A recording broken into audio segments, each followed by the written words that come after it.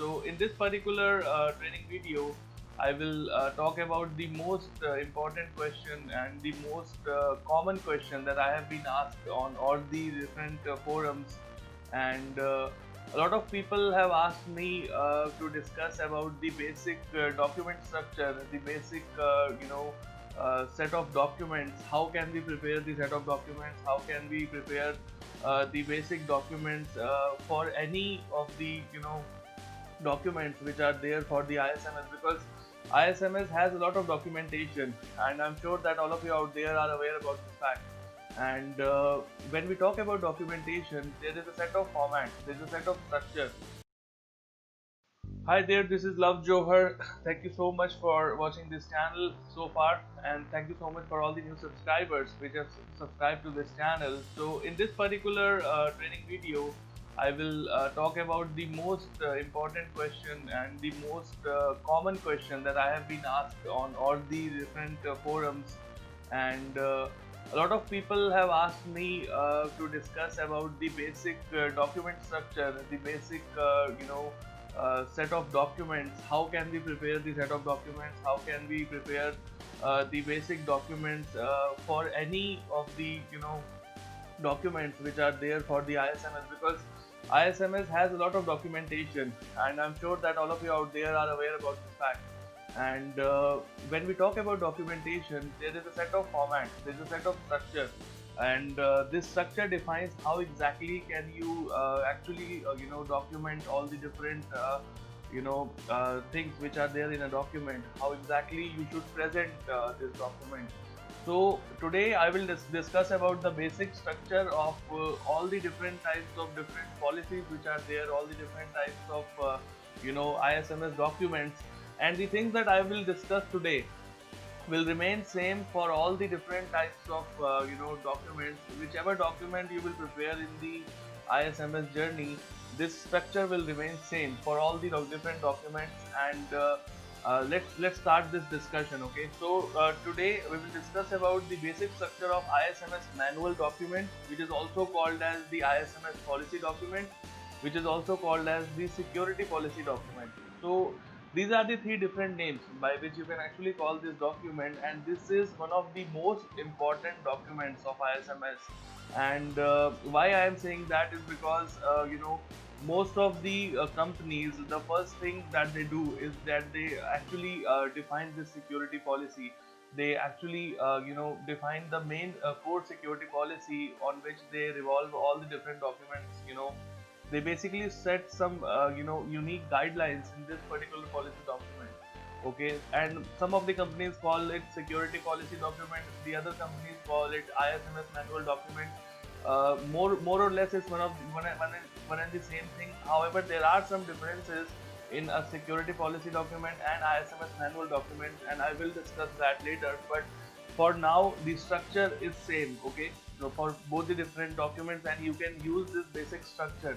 So this video is not about discussing the differences between the security document and ISMS manual document, but just to highlight the different types of things which are available and how exactly should we structure these documents. Okay, so this video will talk about the structuring, the layout of the different documents. So let me start the discussion. This is the basic overview of what this document should contain. Okay, so this document is created by me, and I will also share the link of this document because this is a Google sheet that you are seeing at the moment. So I will share it to the public out there so that you can actually see and even download it later if you want. Okay, so that it can actually help you in designing your own documents. So this document, as I've already written, is also known as the Information Security Manual for Information, also known as the Information Security Policy, also known as the Information Security Management System Manual. You can call it by different names, but this document is more or less the same thing. However, there are some differences that I'll point out later, not at this moment. Okay. So after that, it says the ISO 27001 manual is a single document, and it basically contains either or all your different documents and policies, or contains links to all those different documents and policies. This is very important to understand. This document can go up to actually 100 pages and even more than that.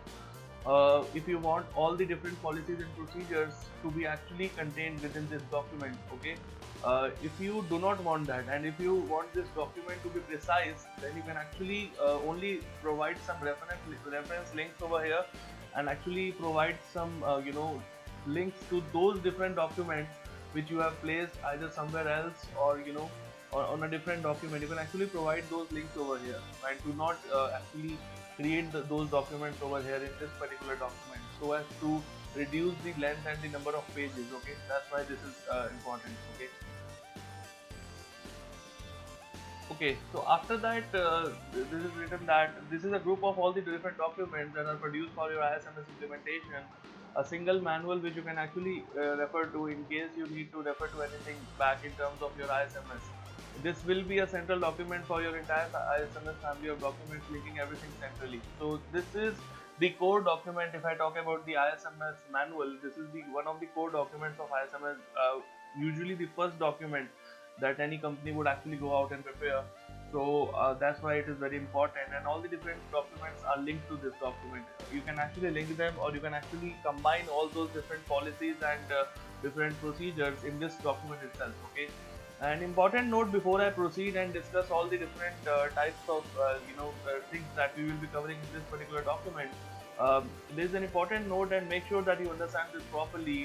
There is no standard layout for any of the documents that is recommended by ISO. Okay, there is no standard layout. Okay, you can actually design these documents depending upon your own requirement. Okay, and you can choose the layout of your documents, and you have the full right to decide how would you like to keep your documents as per your organization needs and as per your functional requirements. So make sure that you understand this part very clearly. Okay, because I have seen a lot of people, they say that no, this document should be designed in this way, this document should be designed in this way. So as per ISO, as per the standard, there is no such guideline that your document has to be structured like this. Obviously, there are some parts that should be available in that particular document. There are some things that you need to be sure about that your document should contain, but apart from that, there is no set standard or layout which ISO actually provides you that your document should be in this particular format. Okay, there is nothing like that. So make sure that you understand this properly. Okay, there is no defined layout, okay, for any of the different documents or policies or different procedures which are developed in the ISMS documentation part. Okay, so after that, let's go ahead and let's discuss how exactly these documents are created. So this is the first page for this document that I have created for you, and let me just brief each and everything over here so that it can actually help you understand how I have created this document. Okay, so if you will see over here, this is the header. This is a header that I have created, and you have to do that the same way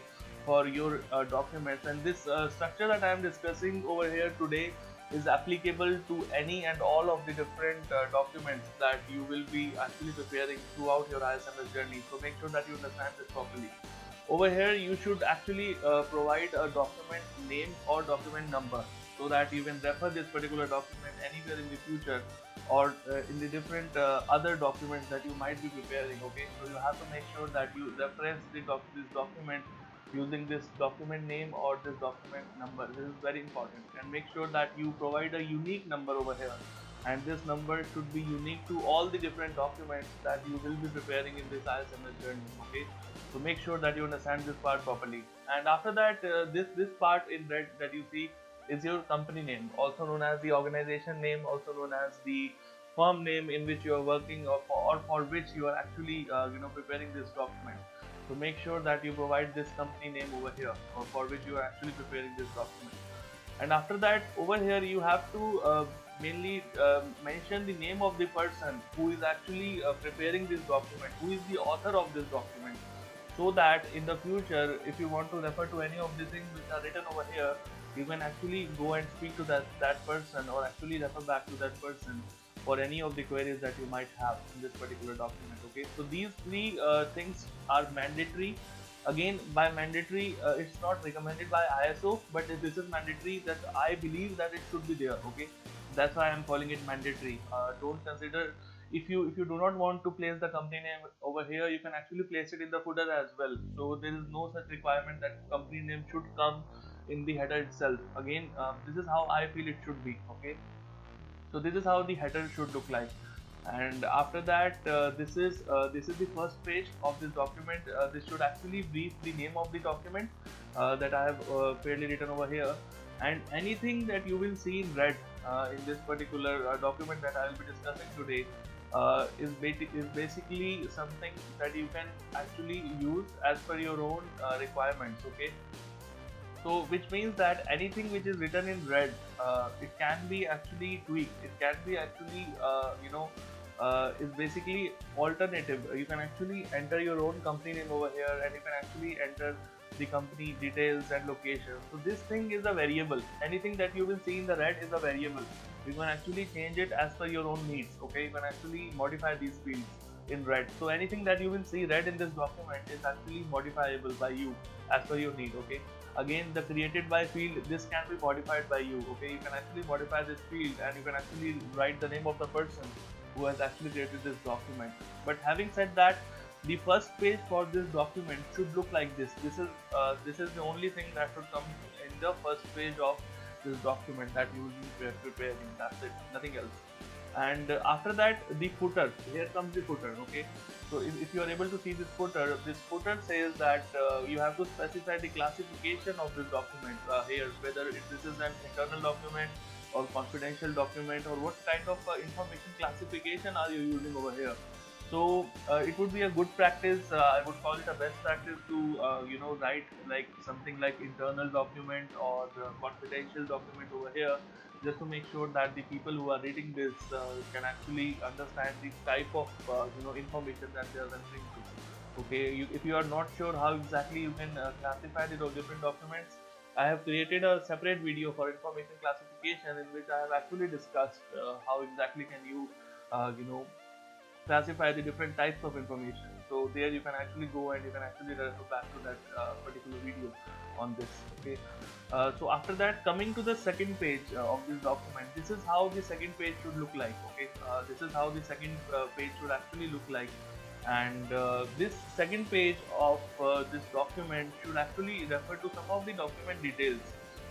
This page should actually give you some overview about the document description, the document details. So what exactly is this document all about? So as I've written over here, this document is solely created to provide complete details for the information security management system for ABC or XYZ company. Again, the fields in red are variables. You can actually change them as per your need.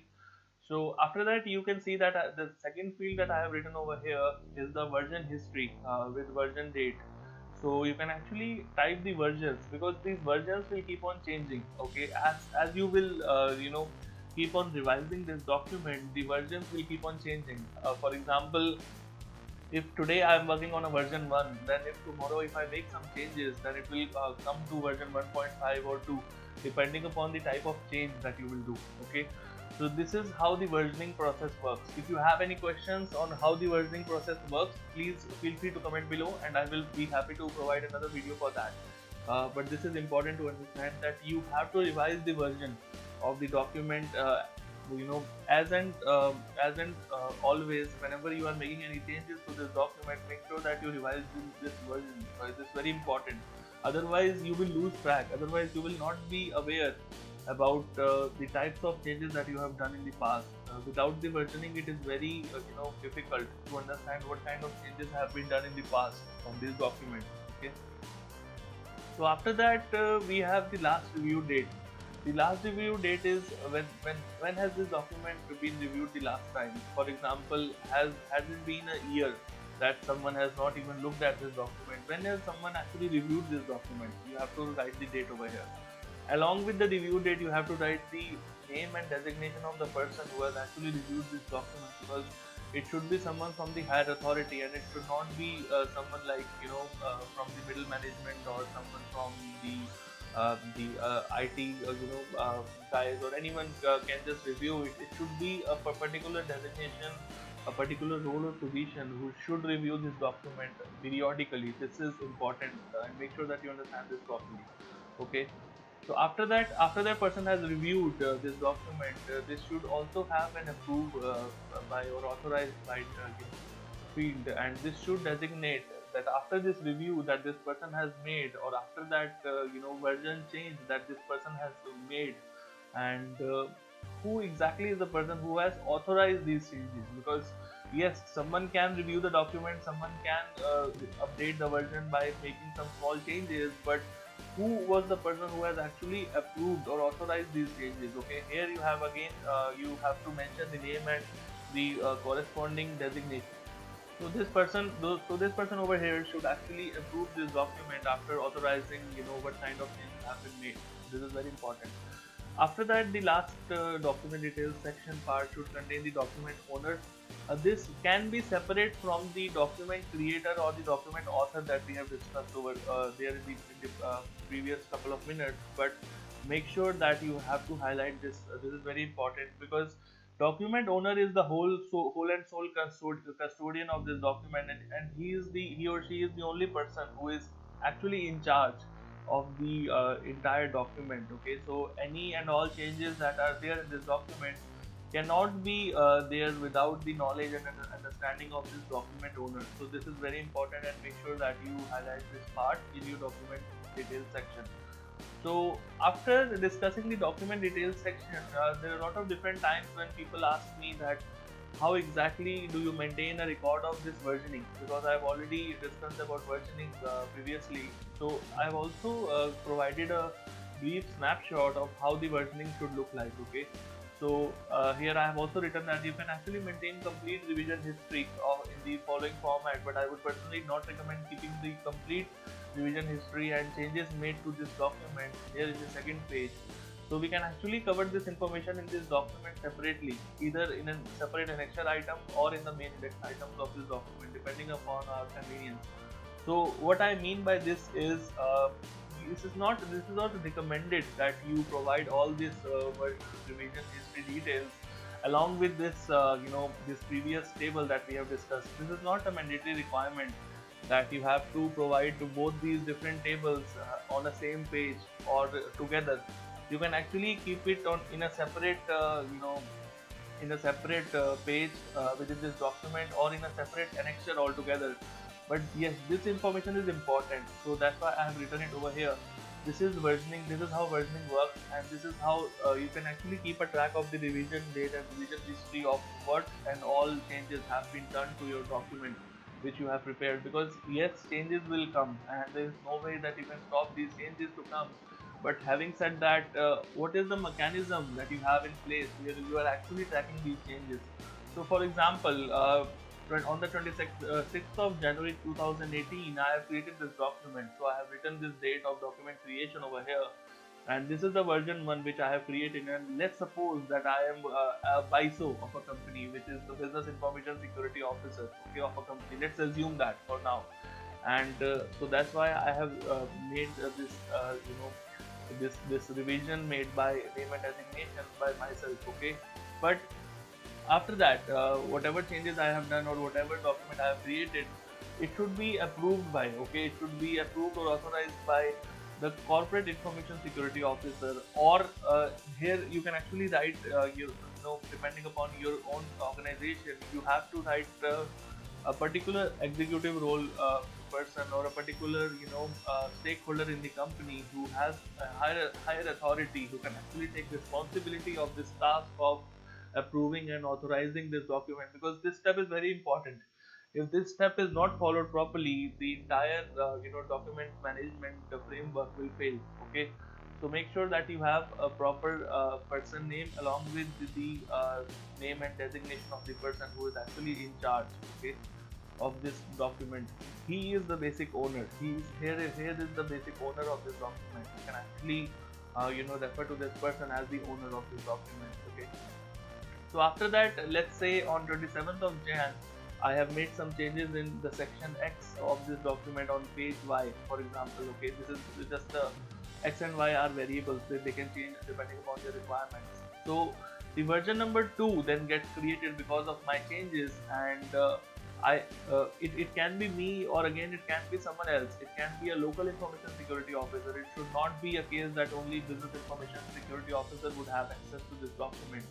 and it can be different person, but again the division approved by column will remain same here as well, and this is the only person who is authorized to make any of the changes within this document.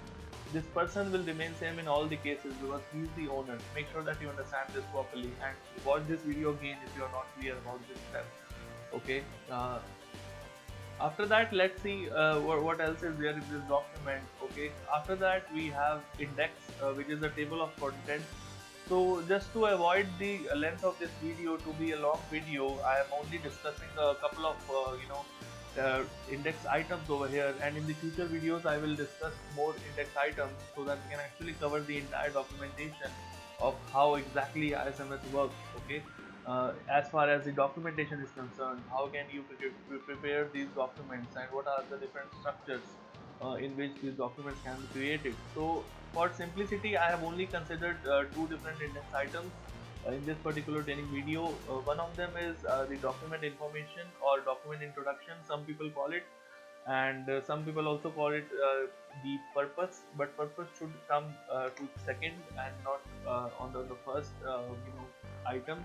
Document information or document introduction is nothing but a basic introduction of this document. What introduction, by introduction, what exactly I mean is what exactly is this document all about. Okay, you should be able to answer this question by providing some little information over here with this first index item of table of contents. Okay, the second index item will actually provide you some details about what is the reason that you have created this document. Okay, what is the objective of creating this document. Okay, so let's go ahead and understand these one by one. Okay, so here this is the fourth page of this document, and this is how it should look like.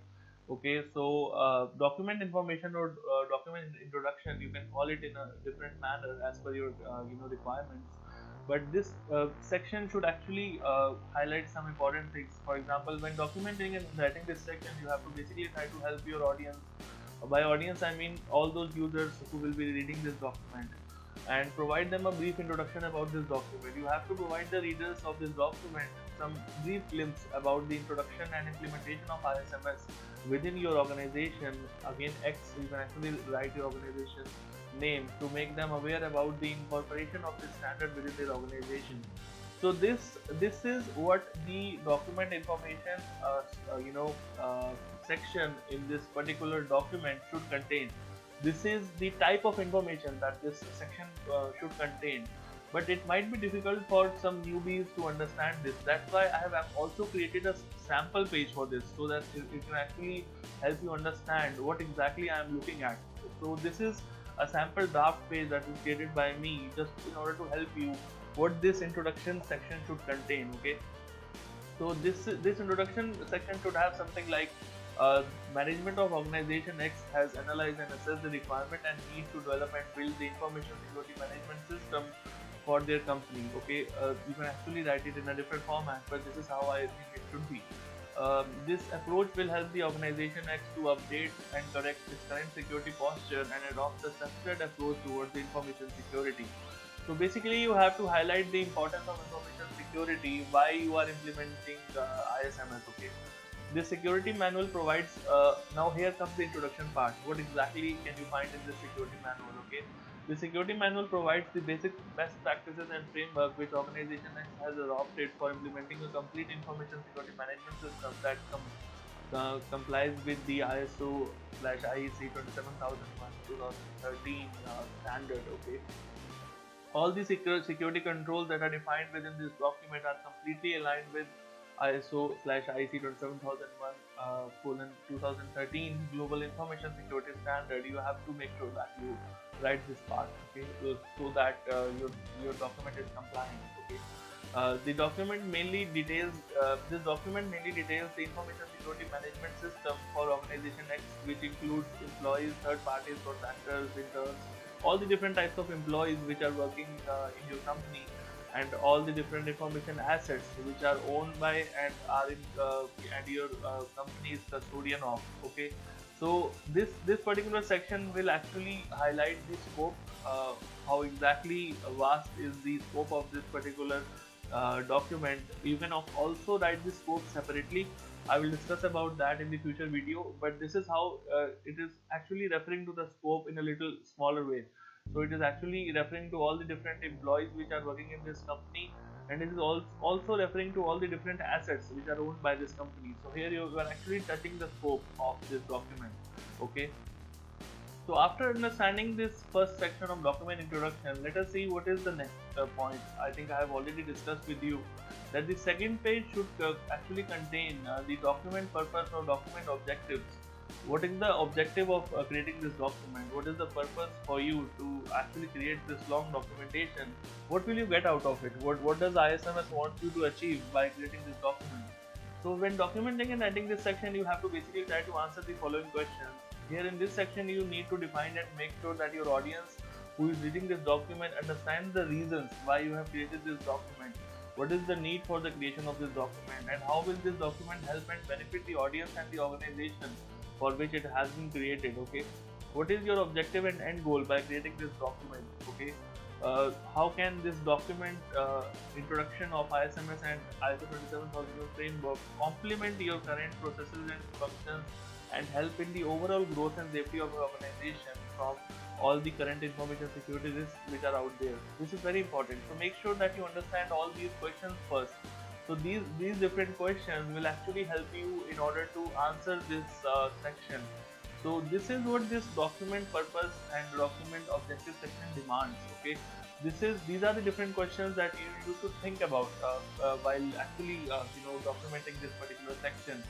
So again, this is what I believe. Okay, this is my feedback. This is what I think should be there. If you have a different opinion, please feel free to use it. Okay, I'm actually happy with that. And after that, let's see. Again, I have prepared a sample draft for you where I have actually shown you how exactly the document objective section should look like. Okay, so the main information security related objectives that we are trying to accomplish by the introduction of ISMS in organization X, you can actually write your own organization name over here, are as follows. So you basically have to focus on what exactly are the objectives that you are trying to achieve by implementing ISMS in your organization. Okay, so first thing should be the confidentiality clause, assurance of the complete confidentiality of all the information, because again CIA, if you have watched my previous videos, I have clearly discussed that confidentiality, integrity and availability are the main three pillars of information security. So you have to make sure that your core objective should be aligned with CIA. Okay, this is very important to understand. Okay, the second is integrity clause. The integrity of all the information is maintained, should be maintained. The availability clause. The information is completely available and accessible by all the authorized stakeholders at all the authorized locations and at the authorized times as and when required. So you have to make sure that the availability clause is also met. So these are some of the objectives that you want to cover by actually creating this document. Okay, you would like to cover business continuity as well. If all the points that are discussed within this document are followed with complete compliance, then there will be minimum or no disruptions to the business in case of any unforeseen security incidents. For example, if let's say a meltdown or a spectre attack comes to your organization, if you have these all the different points covered in this particular document from the security compliance point of view, there will be impact, but again there will be minimum impact. Okay, you can actually have a lot of coverage, a lot of areas which you can actually cover the risk if you actually have these document points covered. If you actually have implemented all these things, implemented all these different controls which are here, so that's how you can actually help in the business continuity as well. So after that, you should have a clause for measuring and monitoring as well. This document will actually help you in complete measurement and monitoring of all the implemented security controls that have been implemented to ensure the overall effectiveness of the ISMS is not being altered in any way. You can actually monitor and measure the effectiveness of your ISMS from this document itself. Okay, and after that, it says this document should be completely compliant to all the different people. Here is what it says. It says complete compliance to all the applicable clauses and obligations that are written in this document. So all the employees, all the different people who are working in your organization, they should be complete compliance to different clauses and obligations that are written in this document. If you really want it to work that way, okay? Because without compliance it would be very hard for you to actually make this document effective. So complete compliance from all the different users is very important at this stage. And the last important objective from my side, from my point of view, looks to be complete protection from any unauthorized access. I think unauthorized access should be protected if you actually implement all the different controls which are there within this document. Okay, so this is how the objective section should look like. This is how the main core purpose for creating this document should look like. And again, this is the objective for creating the information security policy or the ISMS manual. But these objectives can be different if you are creating let's say for example you're creating a information classification policy. So in that case, these objectives will be different. If you are creating a asset management policy, then these objectives will be different. So these are the areas of the structure of these documents which you will be creating will remain same throughout the ISMS documents. So if you go back to the index item, if you go back to the index where we started this document discussion, let me take you back. So in this table of content, the document introduction, the document information part will remain same for all the documents that you will be preparing. The objectives and the document objective or document purpose will remain same for all the different documents that you will be preparing, but the content inside can vary. The content inside can actually differ depending upon your requirements or depending upon the type of document that you are altering at that particular point of time. But the fields will remain same. Okay, so make sure that you understand this properly. So after that, after this video is completed, I will try to make sure that I cover the rest part of this table of content. I will try to cover the remaining index items, because this is a pretty long video that I have created. So I will make sure that I'll try to create another video for the upcoming things that I'll be discussing about. So in the future, I'll be discussing about the scope part, which has been left now. I will discuss how can you actually define the scope, which is the third important point over here. And along with the scope, there are other different aspects of a particular document, how it should be structured. So I think by this particular video, you have got a sense, a feeling of how exactly the ISMS documents look like and how exactly are they structured. Okay, so feel free to download this template. It is free out there. I have shared a link below. You can actually see the comment, see the description of this video where I have shared this link, and you can actually go out there and actually download this template and use it as per your requirement. Okay, I'm not stopping you because this template has been created by me, so there is no copyright over here in this template. Make sure that you use it as per your advantage, and feel free to distribute it if you want. There is nothing because I'm not stopping you from distributing this document, because I want to help you. That's why I'm creating these videos. So feel free to distribute this document and share it with your friends, and make sure that you utilize this document as per your needs. I'm happy with that. Okay, and in case you have any questions for all the different things that I have discussed today, please feel free to comment me in the comment section. Also, if you think that something is missing, in the particular steps that I have described, and you feel it should be there, then make sure that you actually describe it in the comment section, so that in the future videos I can cover those parts as well. Because I'm trying to help you out as much as I can, but there could be some missing pieces to this puzzle as well. So make sure that you comment me in the comment section. And again, feel free to share this information with any of your friends, and feel free to share these videos if you like these videos. So thank you so much for watching, and thank you so much for subscribing. This is Lovejoy. Thank you so much. Bye bye.